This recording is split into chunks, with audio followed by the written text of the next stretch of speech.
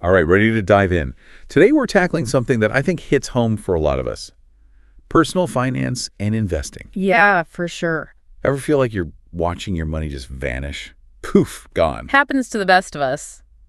Or maybe investing seems like, I don't know, something only for like Wall Street types. Right. Totally get that. Our listeners send in some sources about exactly this, these worries about money. And there's actually some seriously useful advice in there. I was surprised. Absolutely. I mean, so many people feel this way about money, like it's this big mystery. Exactly. And that's what we're here for, right? Yeah. Break it down. Make it make sense. Yeah. So you can feel in control, not like your money's controlling you. Yeah. What's cool about the sources is they focus on this idea that you don't need some crazy complicated plan to get your finances in shape. Exactly. It doesn't have to be rocket science. Right.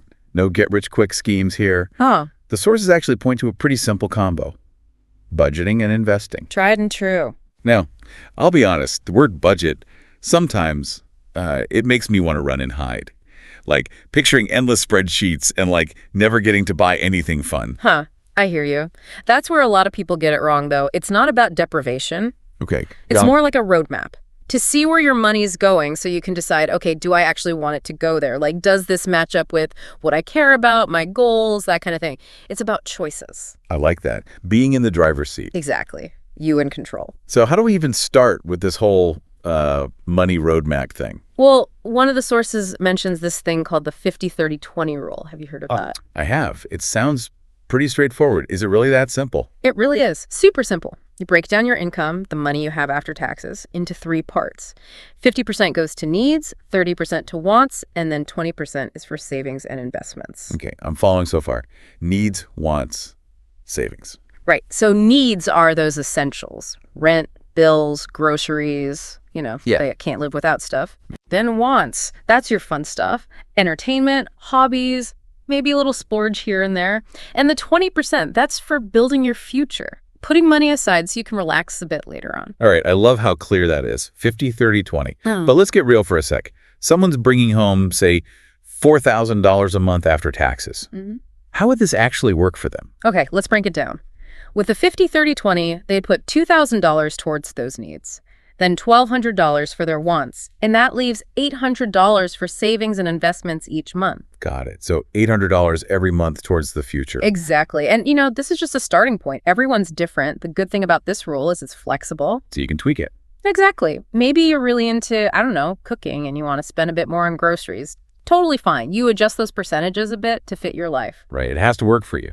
Exactly. As long as you're making choices about where your money's going, that's what matters. I've heard some people say that this rule is like too rigid.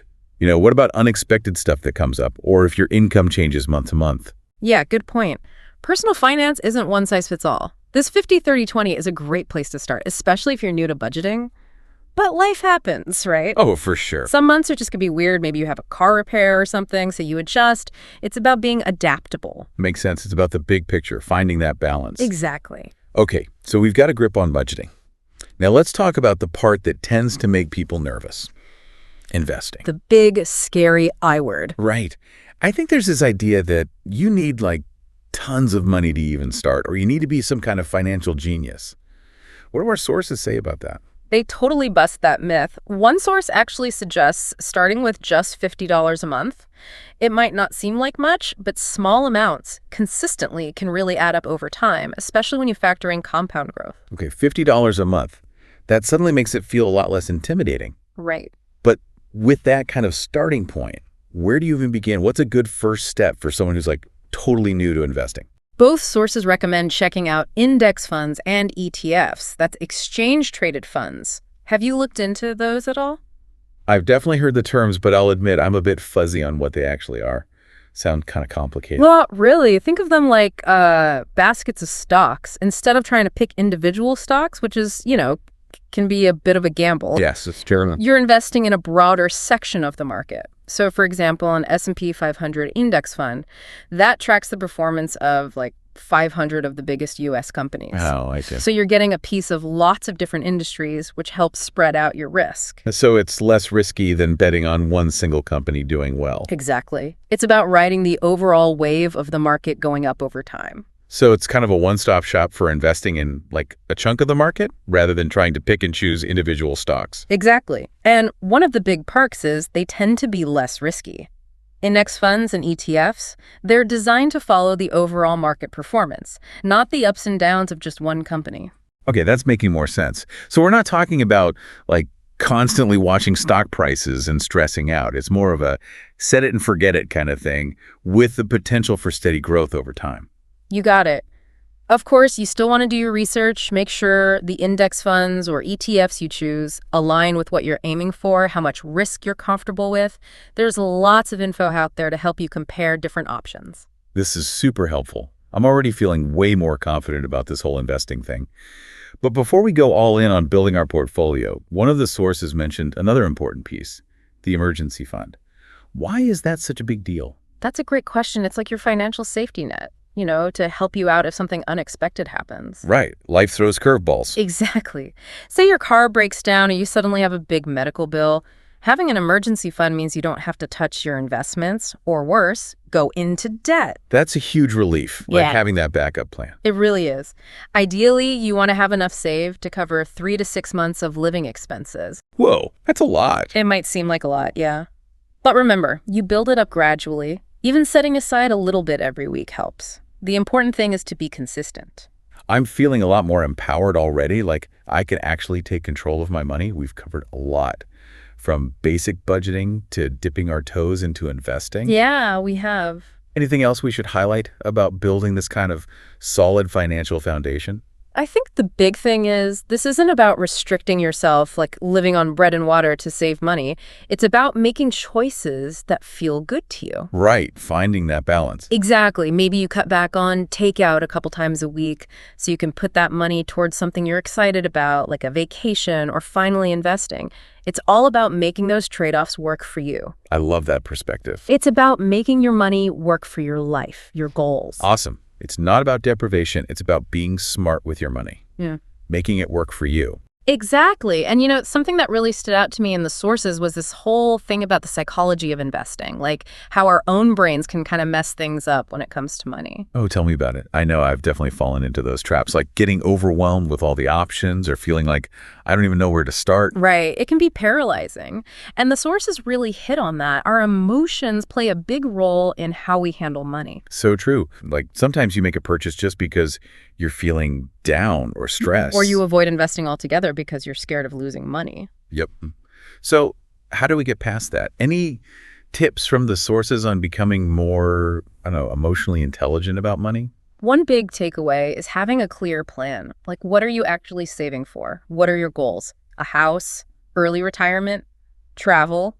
Having that vision in mind can help you stay on track. Makes sense. Like a roadmap. Exactly. Even when things get a little bumpy, the market goes up and down, you have that plan to guide you. But sometimes, even with a plan, those emotions still creep in.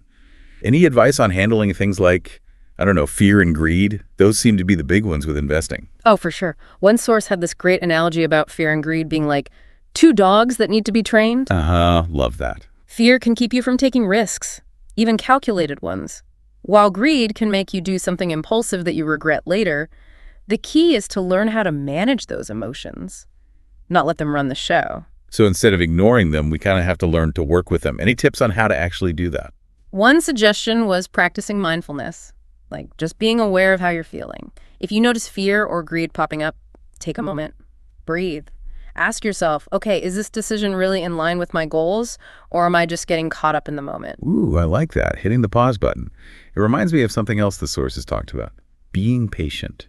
Thinking long term. Yes. So important. It's easy to get distracted by the latest trends or freak out when the market dips. But real wealth, it takes time. It's about consistency, investing steadily, and letting that compound growth do its thing. You know what I think trips people up a lot? Comparing themselves to others. Oh, absolutely. Social media doesn't help. Right. Yeah. You see people bragging about their investments or their latest financial move. It's easy to feel like you're falling behind. Yeah, and the sources talked about that too. It's so important to focus on your own journey. What works for someone else might not be right for you. It's like comparing apples and oranges. Exactly. Everyone has different goals, different circumstances. One tip from the sources: curate your social media. If you're following accounts that make you feel bad, unfollow them. Surround yourself with stuff that inspires you, that supports your goals. Create your own little positive bubble. Exactly. And, speaking of support, the sources also mentioned getting help if you need it. You don't have to figure this all out alone. That's good to remember. There are financial advisors, online communities, even podcasts like this one. Lots of resources out there. Okay, so we've covered a lot here. Budgeting, investing, the mental game, building that support system. I'm sensing a theme here. It's like taking ownership of your financial life. Exactly. It's not about luck or hoping for the best. It's about making choices and taking action to build the future you want. Love it. Going from passive to active, being in control. Yes. And it starts with those small steps we talked about. Creating a budget, looking into investments, building that emergency fund. But it's more than just the mechanics of it. It's about building good habits mentally and knowing where to go for help when you need it. Okay, so much good stuff here. From the nuts and bolts of budgeting to the bigger picture of your mindset about money. Now, let's get practical.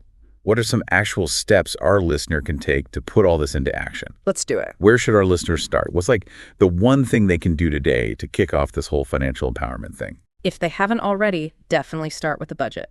Doesn't have to be anything fancy. Keep it simple. Exactly. Remember that 50-30-20 rule? Great starting point. Track your income and spending for a month just to see where your money's going now. You might be surprised. Yeah, sometimes it's those little things you don't even notice. Totally. And once you see it all laid out, you can make choices. Okay, maybe I don't need that subscription anymore. Or I can pack lunch a few times a week. Free up some cash. Exactly. Right. And then you can put that towards savings, investments, whatever your goals are. Awesome. Okay, budgeting, check. What about investing? Any advice for someone who's ready to start but feels a little overwhelmed by all the choices? One of the sources recommended starting with some research. Look into low-cost index funds and ETFs. Find ones that match your risk tolerance and what you're hoping to achieve. There's tons of info online. Your bank or brokerage account probably has resources too. So you don't have to be an expert to figure it out. Nope. Lots of beginner-friendly stuff out there. Cool. And while we're at it, let's not forget the emergency fund. How do we make sure we're actually building that up? Automate it. Seriously, set up an automatic transfer from your checking to a separate savings account. Even if it's just a small amount each week, it adds up. Set and forget it. Exactly. And as that fund grows, it gives you so much peace of mind. You know you've got a cushion if things go wrong. This deep dive has been amazing. So much practical stuff. And I feel like my whole mindset about money is shifting. That's what we like to hear. Any last words of wisdom for our listener before we wrap things up? Remember, this is a journey. It's not going to be perfect, There'll be ups and downs. You learn as you go. Exactly. The important thing is to keep learning, keep taking steps forward, even small ones. And don't be afraid to ask for help when you need it. This has been so inspiring. I'm already feeling more confident about my own finances. That's awesome. Before we go, I want to leave our listener with a question to think about. As you start taking control of your money, what financial goals would really make you feel, truly satisfied and free? Great question. Is it traveling, starting a business, early retirement? Whatever it is, having that vision can be super motivating. I think that's the perfect note to end on. We've talked about all the practical steps, but ultimately it's about what you want your life to look like. Absolutely. Thank you so much for joining us for this deep dive into personal finance and investing. We hope you're leaving feeling empowered and excited to take charge of your financial future.